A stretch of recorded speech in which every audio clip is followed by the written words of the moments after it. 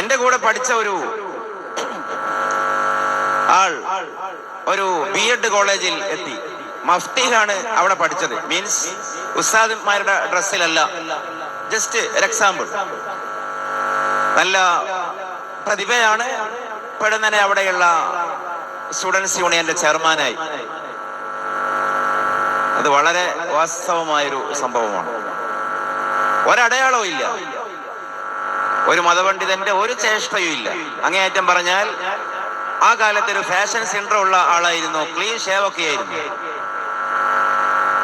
പക്ഷേ അവസാനം യാത്ര ആപ്പിന്റെ സമയത്ത് ഓരോരുത്തരും ചെന്ന് അവരുടെ പ്രധാന അധ്യാപിക മിസ് അവരോട് യാത്ര പറയാൻ ചെന്ന് പിരിയുകയാണ്. സെന്റ് ഓഫ് ആണ്. അവസാനം ഈ ആൾ അവരുടെ മിസ്സിന്റെ അരികെ ചെന്ന് യാത്ര പറഞ്ഞ് പോകുമ്പോ, ഞാൻ ആ പേര് മനഃപൂർവ്വം ഒഴിവാക്കുകയാണ്, ആ മിസ് ഇയാളെ, അല്ലെങ്കിൽ എൻ്റെ ഒരു സമപ്രായക്കാരനും സംഗതിയുമാണ്, ഇവനെ വിളിച്ചു. എന്നിട്ട് ചോദിച്ചു, നീ ഏതെങ്കിലും മോറൽ ഇൻസ്റ്റിറ്റ്യൂഷനിൽ പഠിച്ചിട്ടുണ്ടോടാ എന്ന് ചോദിച്ചു. ഏതെങ്കിലും ധാർമ്മിക ധർമ്മസ്ഥാപനങ്ങളിൽ പഠിച്ചിട്ടുണ്ടോ എന്ന് ചോദിച്ചു. ഇവൻ ഒന്ന് പാളി. കാരണം 2 കൊല്ലമായി അവന്റെ ബേസിക്സ് ഒക്കെ ഒളിപ്പിച്ചിട്ടാണ് അവിടെ താമസിക്കുന്നത്. അതിനും അവൻ്റെതായ ന്യായങ്ങളുണ്ട്. പക്ഷെ ഇത് തിരിച്ചറിഞ്ഞോ?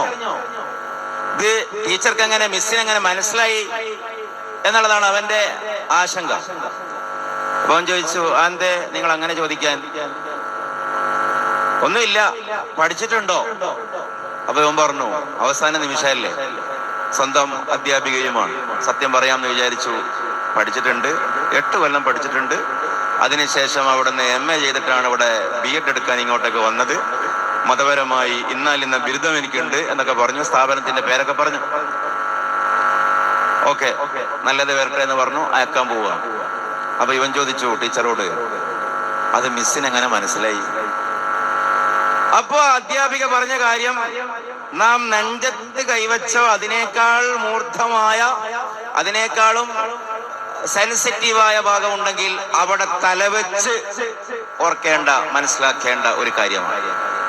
മിസ് പറഞ്ഞു, ഞാൻ ഒരു വർഷത്തോളമായി നിന്നെ ശ്രദ്ധിക്കുന്നു. മറ്റു കുട്ടികളൊക്കെ, സാധാരണ കുട്ടികളൊക്കെ അധ്യാപികമാരുടെയും അധ്യാപകന്മാരുടെയും മുമ്പിൽ നടക്കുകയും ഓടുകയും ചെയ്യുമ്പോൾ ഒരു പരിഗണനയും തരാറില്ല. അവര് ഷൗട്ട് ചെയ്ത് ബഹളം വെച്ചാണ് പോവാറുള്ളത്. നീ ഇവിടുത്തെ ഈ ലാസ്റ്റ് ഇയർ ഇതിന്റെ ചെയർമാൻ കൂടിയാണ്. പക്ഷെ എന്നിട്ട് നമ്മൾ ഒന്നിച്ച് നടക്കുകയാണെങ്കിൽ, എനിക്ക് അനുഭവം ഉണ്ടായിട്ടുണ്ട്, എന്റെ മുമ്പിൽ നീ ആവാതിരിക്കാൻ നിന്റെ നടത്തത്തിന്റെ വേഗത നീ കുറക്കുന്നത് ടീച്ചർ വായിച്ചു നോക്കണം. അപ്പൊ ഈ അധ്യാപികയുടെ മുമ്പിൽ ഇവന്റെ കാലെത്തിപ്പോകുമ്പോ, അതവിടെ നിന്ന് കിട്ടിയ ശീലമാണത്. അത് നമ്മുടെ ഈ അറബിക് കോളേജുകളുടെ, ശരീഅത്ത് കോളേജുകളുടെ ശീലമാണ്. ഇവിടെ ഉണ്ടോന്ന് അറിയില്ല, പക്ഷെ അതൊരു നല്ല ശീലമാണെന്നാണ് എന്റെ അഭിപ്രായം. നിസ്കരിച്ചിട്ട് സലാം വീട്ടിയാൽ ഞങ്ങളുടെയൊക്കെ സ്ഥാപനത്തിൽ ഉസ്താദുമാരുണ്ടെങ്കിൽ, അത് മസ്അലയിൽ അത് ശരിയല്ലെങ്കിൽ കൂടിയും, ചിലപ്പോ മുറാഅത്തുൽ ആദാബി ഔലാ മിൻ മുറാഅത്തിൽ അഅ്മാൽ എന്ന് പറയുന്ന ഒരു തത്വം ഉണ്ടല്ലോ. മര്യാദ പാലിക്കലാണ് ചിലപ്പോ മസ്അലയിലെ നിയമം പാലിക്കുന്നതിനേക്കാൾ ഉത്തമെന്ന്. അപ്പൊ സലാം വീട്ടിയാൽ സ്വന്തം സഫിൽ അടുത്ത് ഉസ്താദുമാരുണ്ടെങ്കിൽ ഒരു കള്ളി താഴ്ന്നിരിക്കും. അതവിടെയുള്ള ഒരു പതിവാണത്.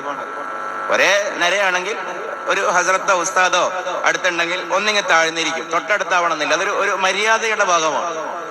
ഇത് 8 കൊല്ലം ശീലിച്ചതിനാൽ എന്ത് ചെയ്തു? ഇത് ഉസ്താദല്ല, ഇസ്ലാം പഠിപ്പിക്കുന്ന ആളല്ല, ഡിഗ്രി കഴിഞ്ഞു, PG കഴിഞ്ഞു, ഒരു ടീച്ചിങ് കോഴ്സിന് വേണ്ടി ട്യൂട്ടോറിയൽ പഠനം നടത്തുകയാണ്.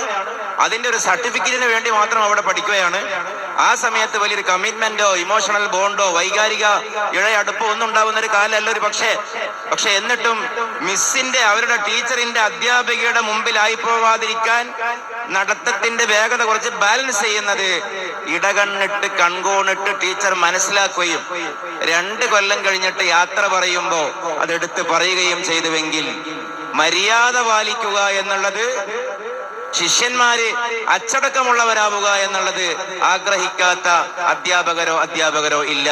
പക്ഷേ ഏതെങ്കിലും സ്വതന്ത്ര ചിന്തയുടെ മാനിഫെസ്റ്റോയിൽ, ഏതെങ്കിലും വ്യക്തി സ്വാതന്ത്ര്യവാദത്തിന്റെ മാനിഫെസ്റ്റോയിൽ ഏതെങ്കിലും സെക്യുലർ ഭരണഘടനയിൽ സ്വന്തം അധ്യാപകരുടെ മുമ്പിൽ നടക്കരുതെന്നോ അധ്യാപകരുടെ മുമ്പിൽ ഇരിക്കരുതെന്നോ പറയുന്നുണ്ട്. ജീവിതത്തെ എത്ര മനോഹരമായിട്ടാണ് ഇസ്ലാം കൊണ്ടുപോകുന്നത്. ഇതൊരു വരണ്ട